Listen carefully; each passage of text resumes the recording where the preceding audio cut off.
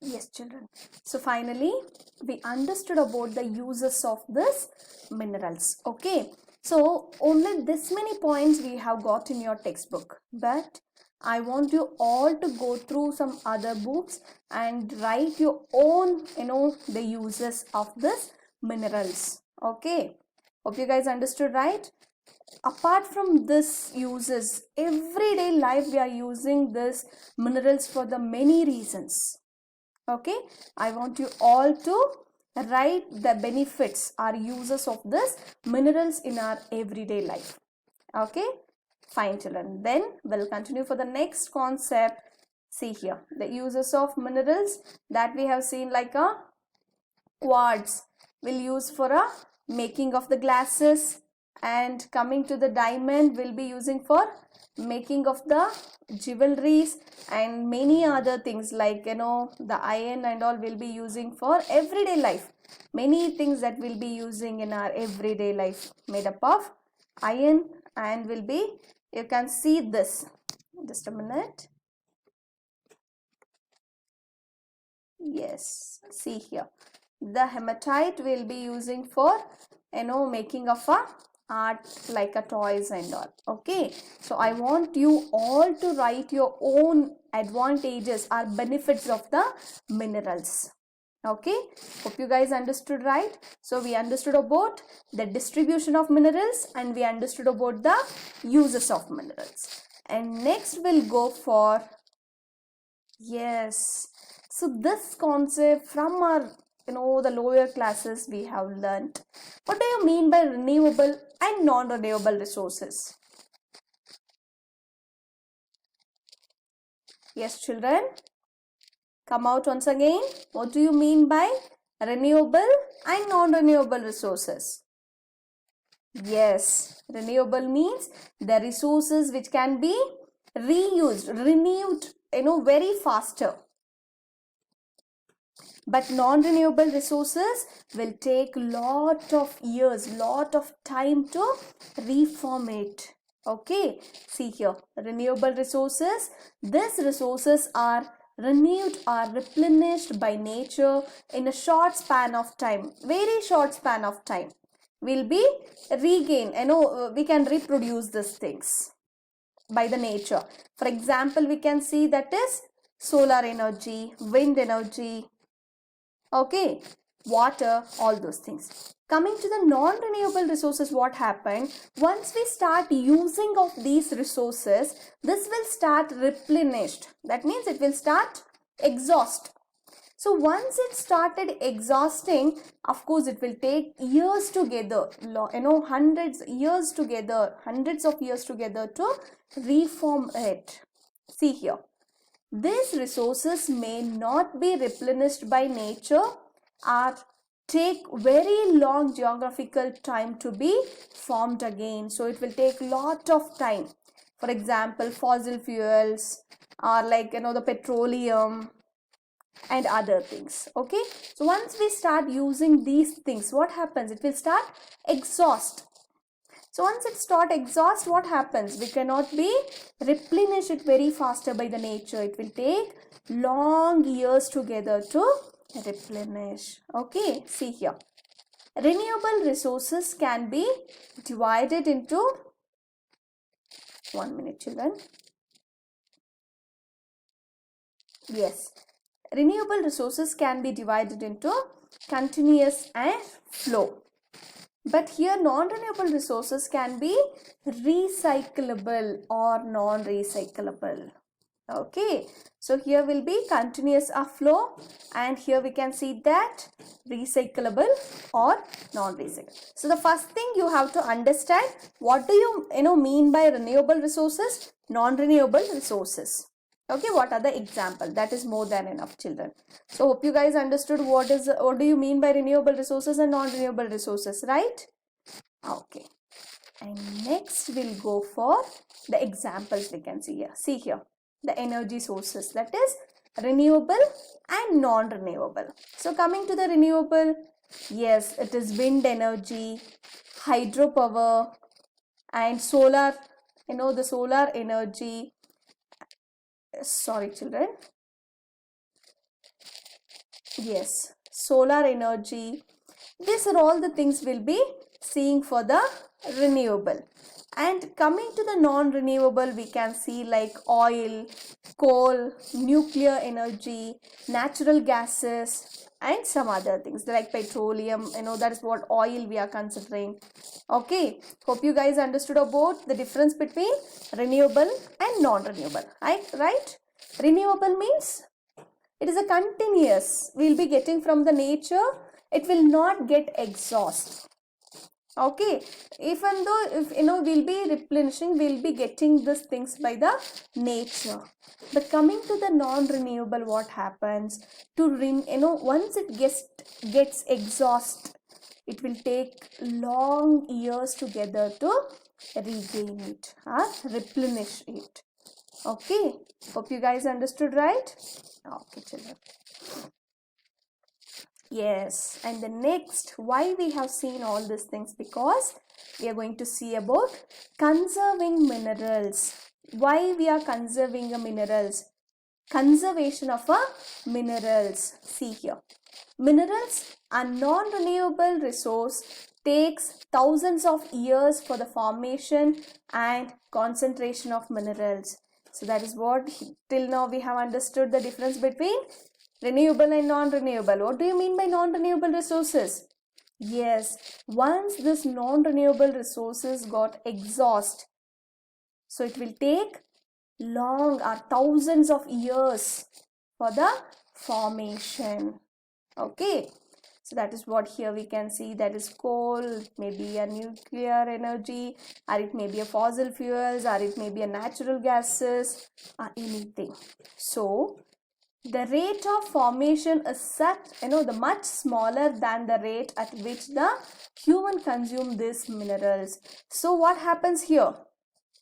We are consuming more and more, but the formation is very less than compared to the consumption. Okay, so that is the reason what we have to do. We have to reduce consumption. We have to reduce the wastage of the minerals. See here, that's what they are telling. It is necessary to reduce wastage in the process of mining. So we know that there are the different methods of extraction we are doing here. So mining is one of that. So in mining, whatever the wastage we are doing this, the minerals, that has to be reduced. Okay, hope you guys are understanding, right, children? Yes. Next, recycling of metals is another way to conserve mineral resources.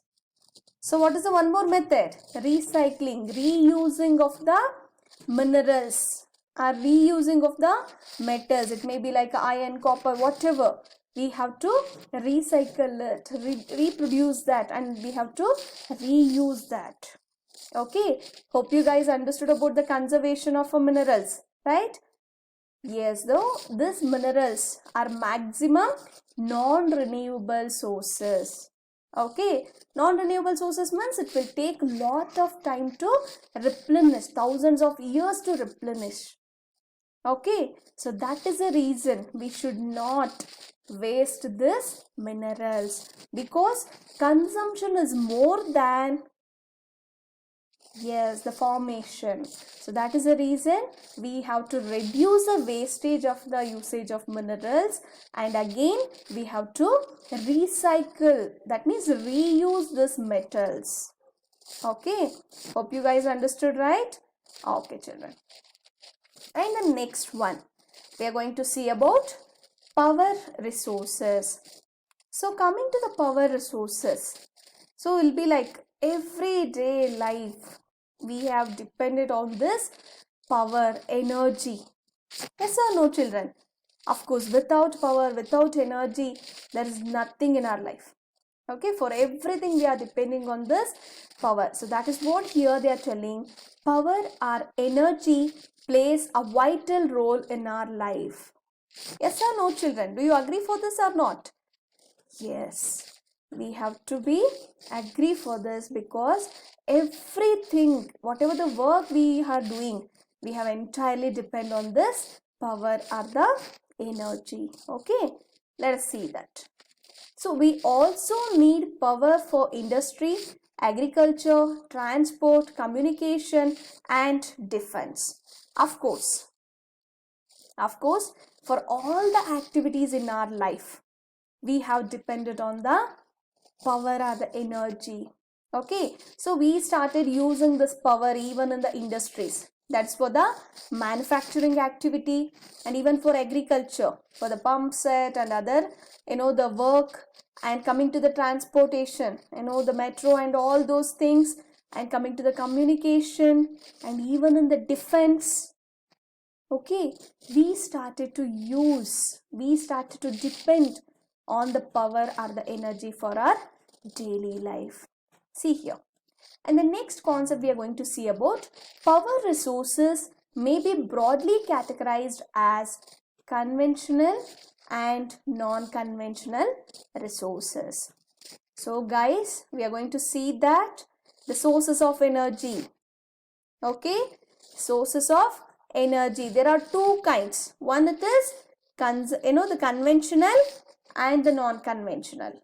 What are the two kinds? Conventional and the non-conventional. Guys, remember. Okay, and the next, coming to the conventional, we can see two kinds. One it is commercial and the one more it is non-commercial. Okay, commercial and non-commercial. So coming to the commercial, we can see that coal, petroleum, electricity. Commercial means what, children? Yes, for the productional activity and for the the broad activities they'll be using. But coming to the non-commercial means just for the domestic use and all they'll be using. That we can see like a firewood, straw, diced dung, dry dung, the cow dung we'll be doing, that one. These are all will consider as a non-commercial. Okay, conventional sources. And coming to the non-conventional sources, we can see bioenergy, solar energy, wind, tidal, energy from the urban waste. So these are all will be considered as a non-conventional sources. Okay, so let us understand in detail about conventional and non-conventional. See here. Conventional sources of energy refers to traditional sources of power like charcoal, firewood, coal and other petroleum. But coming to the non-conventional sources of energy, yes, that is recently developed sources of energy from sun, that is solar energy, wind energy, electricity, tides, geothermal, etc. will be considered as a non-conventional sources. Conventional means are traditional. It may be like a charcoal, firewood, all those things. And coming to the non-conventional, recently developed one, solar energy, wind energy, the hydropower, all those things. Okay, see here. These sources of energy are non-renewable, and here these are all the renewable sources of energy.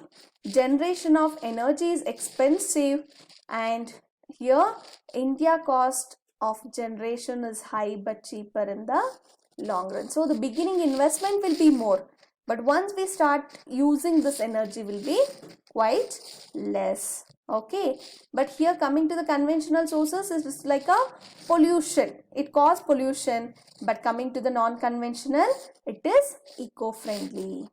Okay, hope you guys understood, right? So coming to the conventional sources of energy, firewood, coal, petroleum, natural gases and hydropower. Okay, see, we'll go for recapitulation. What are the uses of minerals you have to write?